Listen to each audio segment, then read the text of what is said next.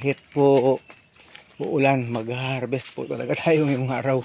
Nakakagri ng ating lakatan kahit na konti lang kasi hindi po pwedeng ipagpaliban sa schedule. Umulan na po. Masyadong makulimlim panahon ngayon. Kumuha na tayo ng time para mga pag-video, pero talagang gagawin natin kahit pababagsak yung ulan ngayong araw ay mag-harvest po tayo para po ma-prepare po siya. Pag hindi po siya nahauling ngayong araw, malamang bukas po ay mahauling pa naman yung ating saging mga ka-agri. So yun po, pakita natin sa inyo kung saan ba yung mga kukunin natin ngayong araw. Ito po, kukunin. Hindi siya masyadong malaki, pero talagang kukunin kasi tamang gulang na. Pati po ito, kung mapapansin po ninyo ay wala na pong mahabang dahon sa taas. Pinutol na natin bukas, ganyan po natin ginagawa pag talagang mag-harvest na 1 day or 2 days before, para po hindi po siya masyadong abala pa, kasi pupunta pa yung ibang dahon sa dulo ng ibang mga saging dito na nagpapahirap po ng ating gagawin. Mayroong isa dyan pero tingin ko alanganin yung ito rin, kukunin rin natin ito. Ito po mga langga, ito at yan, kukunin rin natin. Yung araw ay bali mga 6 or 7 buwig, hindi po masyadong malalaki pero pasok pa rin ng tamang sizes. So hindi na talaga pwedeng ipagpaliban kasi magwi-weekly harvest po talaga tayo dito mga ka-agri. Pakita na lang natin sa inyo mamaya paano ba natin yan puputulin or harvestin. Dito yung mga area na unang na-harvest po, kung nakikita mo yung mga sobrang suckers pinutulo natin. Mayroon pa sana tayong ibabalot kaso hindi maganda yung panahon sa ngayon mga kaagri. Ito pa yata kukunin rin natin ito. Sige po, abangan nyo na lang.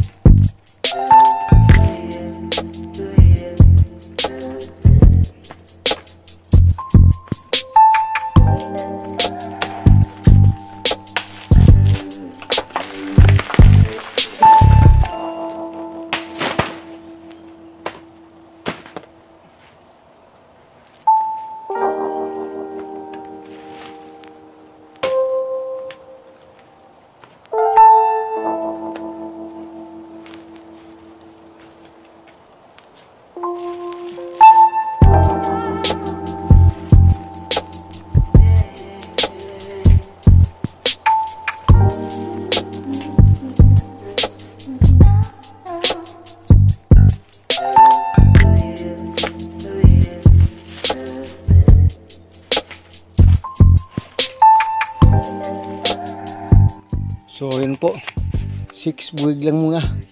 Hinanap natin doon baka magdagan pero alanganin pa yung iba. So yan lang muna talaga yung ating ididihan mga ka-agri. Tingnan muna natin ang plastic yan.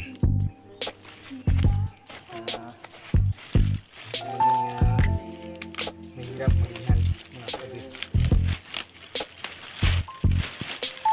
Okay, maliliit lang po na buwig pero abutin po ito ang mga 10 hanggang 12 kilos siguro kada buwig.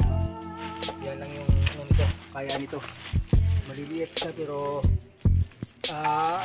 malusog naman. Okay naman yung sura. Kasi po ito ay galing na talaga sa mga maliliit na puno.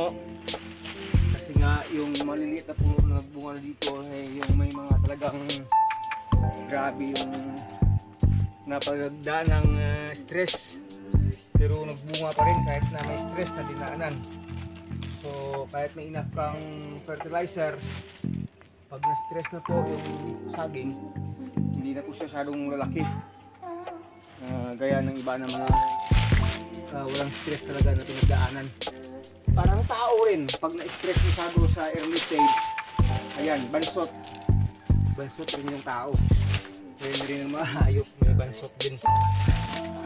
Pag na-stress sa early stage nila. Yun po. Okay. Okay lang. At least may harvest tayo ng agri. Paano yung napakalaking problema sa ngayon ay presyohan na. Lalo na po sa ating mga kaibigan dyan sa Mindanao area po. Nako. Talagang pabagsak po yung presyo. Pakita na natin sa inyo na didihan dyan. At time lapse na lang po natin mga langga.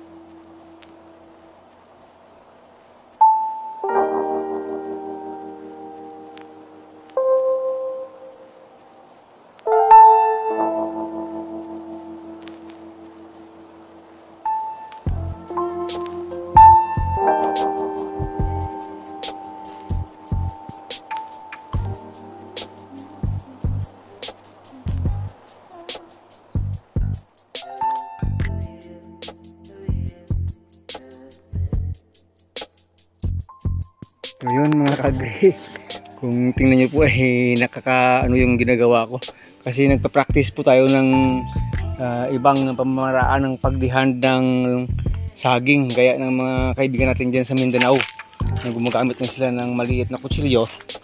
Yung ginamit po natin, kaso ito karet po ito Pero sa tingin ko sa kanila ginagamit nila doon ay talagang wala na itong mga groove.